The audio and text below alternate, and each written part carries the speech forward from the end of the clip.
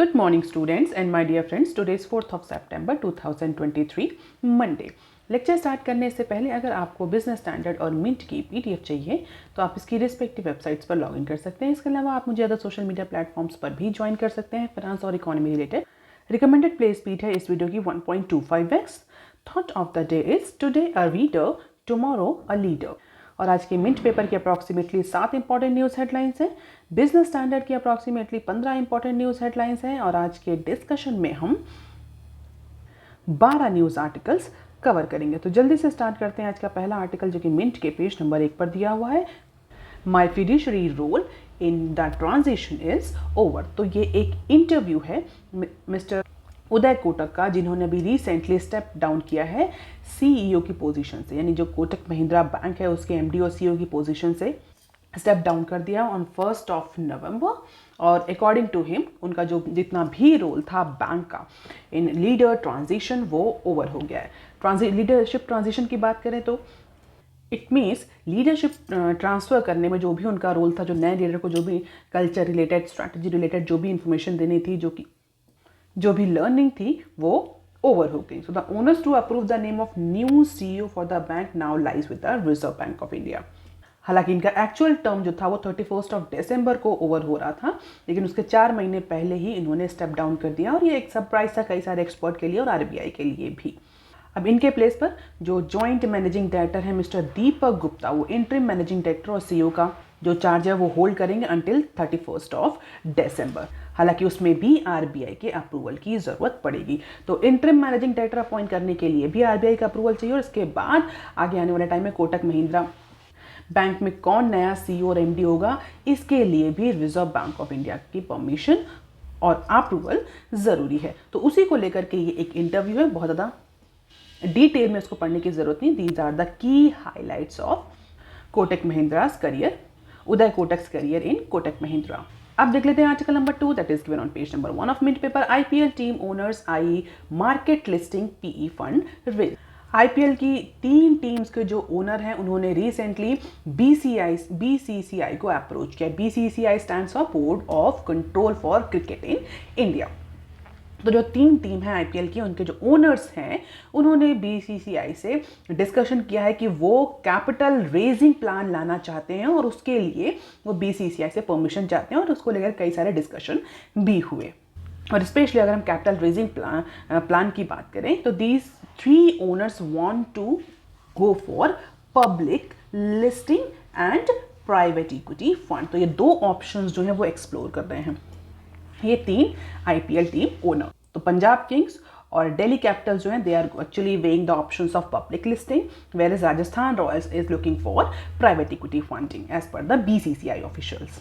तो इसी को लेकर के जो रेगुलेटरी और लीगल क्लैरिटी है वो जानने के लिए बीसीसीआई से डिस्कशन चल रहा है। अगर ये जो डिस्कशन है, ये टॉक्स है, अगर ये आगे बढ़ती है तो प्रोबेबली हो सकता है हमें देखने को मिले एक आईपीएल टीम्स ओनर्स में फंडिंग की प्रोसेस। हालांकि ये जो अभी डिस्कशन है ये बहुत ही एक्सप्लोरेटरी स्टेज पर है कि क्या टीम ओनर्स को अलाउ है किसी भी तरह का कैपिटल फंड रेज करना, और अगर अलाउ है तो उन पर कैसे कैसे रेगुलेटरी और लीगल नॉर्म्स जो हैं वो एप्लीकेबल होते हैं। आर्ट वर्क बाई रजा सूजा and Mehta fetch record ₹181 crore. तो 3 इंडियन मॉडर्न मास्टर्स के जो आर्ट वर्क है, कौन कौन से 3? मिस्टर सैयद हैदर रजा, फ्रांसिस न्यूटन सूजा and Tayyib Mehta. These 3 Indian masters have actually fetched a record bid at Mumbai's Pundols auction house over the weekend.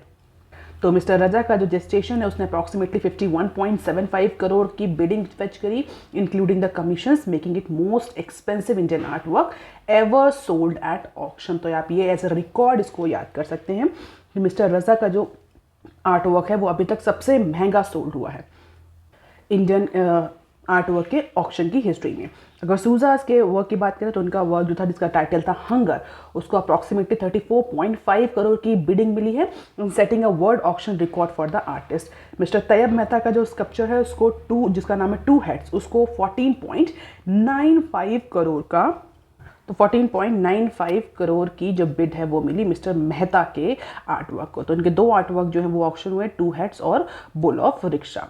तो इन तीनों ही ऑक्शन ने वर्ल्ड रिकॉर्ड बनाया अभी तक का most expensive Indian artwork ever sold at auction, और collectively approximately 181 crore जो है वो टोटल ऑक्शन जनरेट हुए इस इंटायर आर्ट गैलरी में, इंक्लूडिंग द बायर्स फी। आप देख लेते हैं बिजनेस स्टैंडर्ड के आर्टिकल। बिजनेस स्टैंडर्ड का पहला आर्टिकल जो कि पेज नंबर 4 पर दिया हुआ है, synthesis note on crypto asset circulated. Page number 4 पे आज बिजनेस स्टैंडर्ड ने जितने भी न्यूज़ कवर करी हैं that is all related with G20 summit. तो जो पहली न्यूज़ है वो क्रिप्टो असेट से रिलेटेड है, देख लेते हैं। G20 लीडर समिट के पहले फाइनेंशियल स्टेबिलिटी बोर्ड FSB और इंटरनेशनल मॉनेटरी फंड ने अपना सिंथेसिस पेपर जो है वो सर्कुलेट किया है। और वो जो सिंथेसिस पेपर है, जो रिसर्च पेपर है, जो वाइट पेपर है, वो किस पर है? वो क्रिप्टो असेट रेगुलेशन टॉपिक पर है। तो किस तरीके से क्रिप्टो असेट्स को, क्रिप्टो करेंसीज को रेगुलेट किया जाए among the G20 member countries. तो जो G20 मेंबर कंट्रीज हैं वो क्रिप्टो असेट्स, डिजिटल असेट्स को लेकर के डिस्कशन करेंगे, and this would be a very important topic of discussion into this G20 leader summit. और उसी को लेकर के जितने भी डेटा हैं, जो भी करंट स्टैटिस्टिक्स है, ऑब्जर्वेशंस है, एनालिसिस है, उसको लेकर के एक पेपर जो है वो FSB और IMF ने सर्कुलेट किया है। और इस पेपर में बताया गया कि किस तरीके से जो कंट्रीज़ हैं उनको कैसा पॉलिसी अप्रोच अडॉप्ट करना चाहिए और किस तरीके से कॉम्प्रिहेंसिव रोड मैप डेवलप करना चाहिए इन सारे ही कंट्रीज में क्रिप्टो असेट को मैनेज करने के लिए। तो जनरली अगर जब क्रिप्टो असेट्स की बात करते हैं तो इसके साथ बहुत सारे चैलेंजेस एसोसिएटेड होते हैं।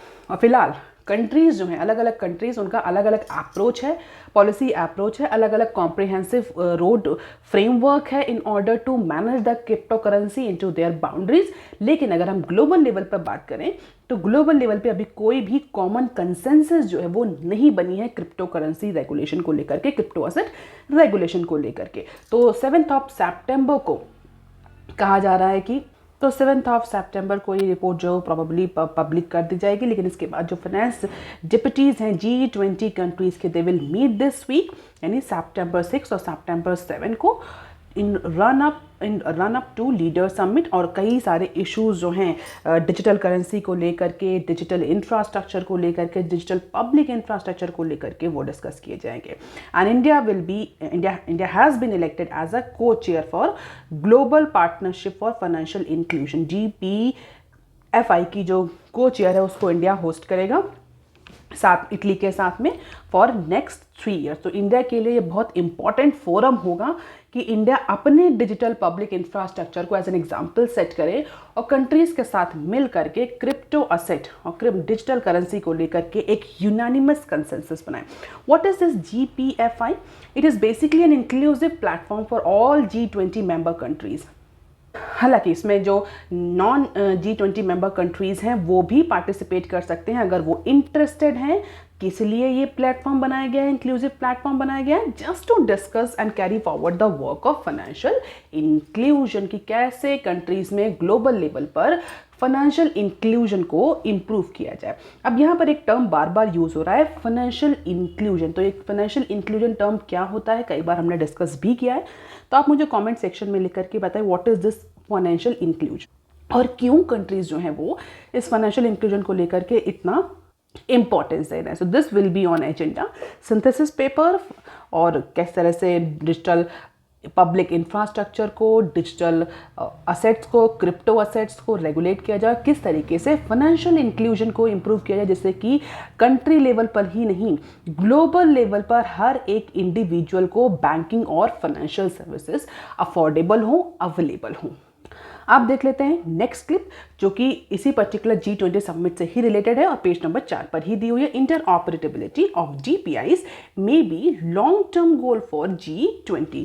So amid persisting resistance from the developed countries to formulate the interoperable digital public infrastructure, अगर हम बात करें तो इंडिया ने कई सारे कंट्रीज के साथ, सिंगापुर जिसमें से एक है, जो इंटरऑपरेबल डिजिटल पब्लिक इंफ्रास्ट्रक्चर को लेकर के कई सारे इनिशिएटिव लिए, जिसमें से UPI इंटीग्रेशन एक बहुत इंपॉर्टेंट इनिशिएटिव और हमने इसको कई बार न्यूज़ में कवर भी किया कि इंडिया ने अपना जो UPI है वो 2-3 कंट्रीज़ के साथ इंटीग्रेट किया है जिससे कि वहाँ का जो UPI है, वहाँ का जो पेमेंट प्लेटफॉर्म है और इंडिया का जो पेमेंट प्लेटफॉर्म है वो इंटर ऑपरेबल हो सके। हालांकि डेवलप कंट्रीज़ का डिजिटल पब्लिक इंफ्रास्ट्रक्चर इंटर ऑपरेटेबिलिटी को लेकर के बहुत रिजर्व अप्रोच रहा है। इसी वजह से G20 समिट, जो बेसिकली डेवलपिंग कंट्रीज़ का एक ग्रुप कहा जाता है, इस पर्टिकुलर समिट में इंडिया जो है इंटर ऑपरेटेबिलिटी को इशू को तो उठाएगा, बट फिलहाल के लिए बहुत शॉर्ट टर्म या मीडियम टर्म गोल में नहीं रखा गया है। इसको लॉन्ग टर्म गोल की लिस्ट में इंडिया ने रखा, क्योंकि इसमें कई सारे कंट्रीज़ के बीच में कंसेंसस बनाना थोड़ा सा डिफिकल्ट है, क्योंकि डेवलप कंट्रीज़ के अपने कुछ रिजर्वेशन है इंटर ऑपरेटेबिलिटी इश्यूज को लेकर के। तो जो ग्लोबल DPI है has been one of the very key और important priority during India's G20 presidency. और इंडिया ने अपना जो सक्सेस स्टोरी है अपने डिजिटल पब्लिक इंफ्रास्ट्रक्चर की, जैसे कि आधार हो गया, कोविन हो गया, UPI हो गया, डिजी लॉकर हो गया, भाषिनी प्लेटफॉर्म हो गया, इन सबको लेकर के अपने क्रूशल जो इश्यूज थे वो डिस्कस किए, अपने जो चैलेंजेस थे वो डिस्कस किए, सक्सेसफुल जो रिकॉर्ड्स है या जो सक्सेस रही, जो अचीवमेंट्स हैं उनको डिस्कस किया। किस तरीके से इन सारे पब्लिक इंफ्रास्ट्रक्चर ने किस तरीके से इंडिया में फाइनेंशियल इंक्लूजन को प्रमोट किया, किस तरीके से इक्विटेबल एक्सेस प्रोवाइड किया एजुकेशन, हेल्थ और फाइनेंसेस में सिटीजन्स को। ये सारे जो एक्सपीरियंस हैं इंडिया ने G20 प्रेसिडेंसी में शेयर किए थे। जबकि जो डेवलप कंट्रीज हैं उनका ये मानना है कि these types of global DPIs may be emerge as a threat to private payment networks. अगर कंट्रीज आपस में कोलैबोरेट कर लेंगी और इस तरह के digital public infrastructure payment system में, तो जो प्राइवेट कंपनीज हैं उनके लिए जो है वो बहुत ज़्यादा चैलेंजेस हो जाएंगे, क्योंकि फिर वो डेवलप नहीं कर पाएंगी, वो इमर्ज नहीं हो पाएंगे। और there are various other issues related to data security. तो डेटा सिक्योरिटी और प्राइवेट प्लेयर्स के इंक्यूबेशन से ले, इन दो इंपॉर्टेंट रीजंस की वजह से जो डेवलप कंट्रीज हैं they are not agreeing on this interoperable global DPI. And that is why India has kept this particular interoperability of DPIs as a long-term goal for G20. अब देख लेते हैं next clip. Ukraine remains hurdle to leaders communicate। तो Ukraine war जो है वो बहुत बड़ा रोड ब्लॉक था इंडिया के लिए G20 प्रेसिडेंसी में, और अभी भी ऐसा कहा जा रहा है कि Ukraine war is the biggest road block towards preparing for final draft of G20 leadership joint communication. तो G20 जो शेरपास हैं उन्होंने मीटिंग में इस इशू को डिस्कस किया गया कि जो यूक्रेन और रशिया का जो क्राइसिस है किस तरीके से इम्पेडिमेंट कर रहा है, किस तरीके से ऑब्स्टिकल क्रिएट कर रहा है इंडिया की सक्सेसफुल G20 प्रेसिडेंसी में। और जो अपकमिंग ज्वाइंट कम्युनिकेशन है G20 के लीडर्स का, उसको लेकर के किस तरीके से चैलेंजेस पोज किए जा रहे हैं। इसके अलावा इंडिया में कई सारे जो लोकल इवेंट्स हैं वो भी G20 प्रेसिडेंसी को लेकर के चैलेंजेस और हर्डल्स क्रिएट कर रहे हैं। अगर हम G20 को एट अ ग्लांस देखें तो अप्रॉक्सीमेटली 220 प्लस मीटिंग हो चुकी हैं 60 शहरों में। 25,000 से ज़्यादा डेलीगेट जो हैं वो इंडिया आ चुके हैं। 124 नेशनैलिटीज़ जो हैं वो अपने डिस्कशन, डेलिब्रेशंस और नेगोशिएशन में डेलिब्रेट्स कर चुकी हैं, पार्टिसिपेट कर चुकी हैं। 300 से ज़्यादा कल्चरल प्रोग्राम जो हैं वो अभी तक होल्ड किए जा चुके हैं। Over 1.5 crore Indians are involved in this year long programme और अप्रॉक्सीमेटली 18,000 जो आर्टिस्ट हैं वो फीचर्स किए जा चुके हैं इस पर्टिकुलर G20 प्रेसिडेंसी में। तो काफ़ी बड़ा प्रोग्राम रहा है। लेकिन इसके अलावा जो चैलेंजेस रहे हैं, यूक्रेन चैलेंजेस, और इंडिया में जो रिसेंटली कुछ हमें कई सारे लोकल एरियाज़ में कुछ क्लैशेस देखने को मिले, उसकी वजह से भी कुछ चैलेंजेस फेस करने पड़े। हालांकि एनर्जी ट्रांजिशन, ट्रेड, हेल्थ, इन सारे इश्यूज़ पर डिस्कशन तो हुआ, लेकिन कोई ज्वाइंट कम्युनिकेशन नहीं आ पाया G20 वर्किंग पेपर का। अब जो फाइनल ज्वाइंट कम्युनिकेशन आने वाला है उसको लेकर के यूक्रेन और रशिया का जो क्राइसिस है वो चैलेंजेस क्रिएट कर रहा है। अब देख लेते हैं short news articles from business standard. Inflation a key issue the world faces, PM। तो इंडिया कि जो G20 प्रेसिडेंसी रही है उसको लेकर के हमारे प्राइम मिनिस्टर ने बोला है कि G20 प्रेसिडेंसी जो इंडिया के पास रही उसने थर्ड वर्ल्ड को एक होप दी है, कॉन्फिडेंस दिया है कि उनकी बात सुनी जा रही है, उनके इश्यूज को एड्रेस किया जा रहा है। More importantly India has given this hope by this G20 presidency, क्योंकि कई सारे केसेस में ऐसा होता है। अगर हम देखें ग्लोबल लेवल पे जो मल्टीलैटरल फोरम्स हैं, मल्टीलैटरल इंस्टीट्यूशंस हैं, ऑर्गेनाइजेशंस हैं, वो मोस्ट ऑफ द केसेस में जो डेवलप कंट्रीज हैं उनके इश्यूज को प्रायोरिटी देते हैं। लेकिन इस बार इंडिया की G20 प्रेसिडेंसी में इंडिया ने कहीं ना कहीं ये शोकेस किया कि India is the voice of third world और Global South. So a day ahead of G20 summit under the India's presidency, our Prime Minister has identified few important और key challenges, जिसमें से उन्होंने बोला है कि जो inflation है that is one of the very important and urgent issue that world is facing. और इसी इन्फ्लेशन की वजह से कई सारे कंट्रीज में डेट क्राइसिस की सिचुएशन भी देखने को मिल रही है। स्पेशली अगर हम डेवलपिंग कंट्रीज की बात करें तो इन्फ्लेशन और डेट क्राइसिस जो है these are the primary challenges, और इसी वजह से और इसको एड्रेस करने के लिए जो कंट्रीज हैं उनको fiscal discipline, fiscal prudence adopt करने की ज़रूरत है। तो एक इंटरव्यू था हमारे प्राइम मिनिस्टर का the press trust of India PTI से, और इस पर्टिकुलर इंटरव्यू में जो G20 लीडरशिप समिट होने वाली जहाँ पर जॉइंट कम्युनिकेशन पब्लिश किया जाएगा उसमें उन्होंने कुछ इंपॉर्टेंट इश्यूज, चैलेंजेस को डिस्कस किया। तो financial prudence, discipline, debt crisis और इन्फ्लेशन को लेकर के उन्होंने अपना जो पॉइंट ऑफ व्यू है वो रिफ्लेक्ट किया है। अब देख लेते हैं next clip. Laptop import curves may be a talking point for Biden. तो ऐसा कहा जा रहा है कि जो G20 लीडरशिप समिट होने वाली है इस वीक में, उसमें जो US के प्रेसिडेंट है मिस्टर जो बाइडेन, वो अपने कुछ बाइलेटरल इश्यूज जो हैं उसको डिस्कस कर सकते हैं। और इन सारे इश्यूज में जो सबसे इंपॉर्टेंट इशू है वो इंडिया की रीसेंट इंपोर्ट कर्व को लेकर के, अगर आप रेगुलर हैं तो आपको पता होगा कि इंडिया ने लैपटॉप्स, PCs और डेस्कटॉप के इंपोर्ट पर रिस्ट्रिक्शंस लगा दिए हैं, लाइसेंसिंग पॉलिसी लाई है गवर्नमेंट, जहां पर जो इंडियन सिटीजन्स हैं, कंपनीज हैं, उनको लैपटॉप का इंपोर्ट रिस्ट्रिक्ट कर दिया है। लैपटॉप, PCs और डेस्कटॉप को इंपोर्ट करने से रिस्ट्रिक्ट कर दिया है without any licensing.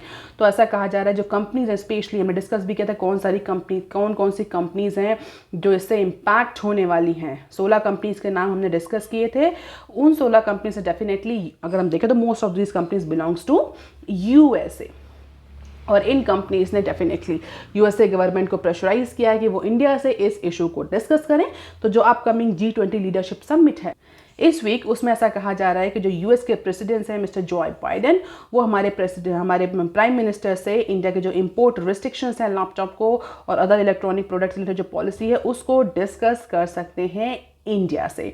And Biden will be in India from September 7 to 10, और इस ड्यूरेशन में बायलैटरल मीटिंग्स भी होंगी दोनों कंट्रीज के रिप्रेजेंटेटिव्स के बीच में। तो इंडिया ने जो इंपोर्ट रिस्ट्रिक्शंस लगाया है इलेक्ट्रॉनिक्स और लैपटॉप्स और PCs पर, ये 1 नवंबर से जो है वो इम्प्लीमेंट हो जाएगा। And this is the total share of import. India क्या क्या इंपोर्ट करता है इलेक्ट्रॉनिक्स और डिजिटल डिवाइसेस, तो personal computers, other personal computers, micro computers, mainframe computers, super computers, computer systems and digital processing units and servers.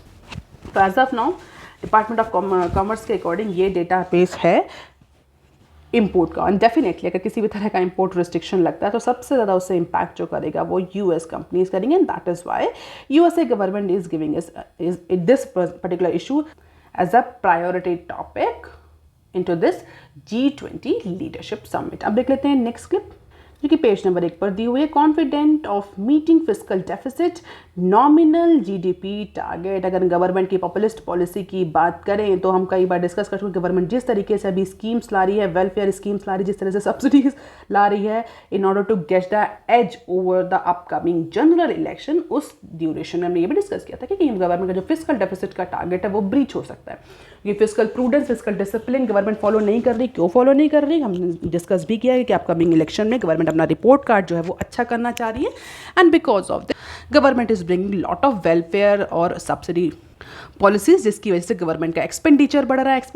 तो fiscal deficit को लेकर के जो टारगेट है वो अचीव नहीं है, वो ब्रीच होने के चांसेस ज़्यादा हैं। तो उसी को लेकर के हमारे economic affair secretary mister Ajay सेठ का इंटरव्यू है बिजनेस स्टैंडर्ड के साथ, जहां पर उन्होंने बोला है कि गवर्नमेंट इज कॉन्फिडेंट इनफ कि जो फिस्कल डेफिसिट का टारगेट है 2024 के लिए, कितना टारगेट है 5.9% ऑफ GDP। तो जो टारगेट रखा गया 5.9% का वो ब्रीच नहीं होगा, गवर्नमेंट उस टारगेट पर खरी उतरेगी। और इसके अलावा जो gross domestic product GDP, nominal GDP का जो टारगेट है वो भी कितना टारगेट है 10.5% का, वो भी गवर्नमेंट अचीव करेगी। और इसी को लेकर के जो गवर्नमेंट के एक्सपेंडिचर है उनको लेकर के हमारे जो इकोनॉमिक अफेयर सेक्रेटरी उन्होंने बोला है कि किसी भी फाइनेंशियल ईयर के इनिशियल मंथ्स को अगर हम देखें तो वहाँ पर एक्सपेंडिचर डेफिनेटली ज़्यादा होता है लास्ट के मंथ में कंपैरिजन में। तो अगर हम इस फाइनेंशियल ईयर की बात करें तो हम इस फाइनेंशियल ईयर के इनिशियल मंथ को देख करके प्रेडिक्ट नहीं कर सकते कि गवर्नमेंट का जो फिजिकल डेफिसिट का टारगेट है वो ब्रीच होने वाला है। आगे आने वाले मंथ्स में गवर्नमेंट जो है वो फिजिकल प्रूडेंस को अडॉप्ट करेगी और गवर्नमेंट इस बात के लिए कमिटेड है कि वो एफडी का जो टारगेट है, फिजिकल डेफिसिट का टारगेट है, उसको ब्रीच ना करे। So that is all for today students. If you like the initiative, please share it among your students, friends and family members. Like, share and subscribe. Thank you. Have a nice day.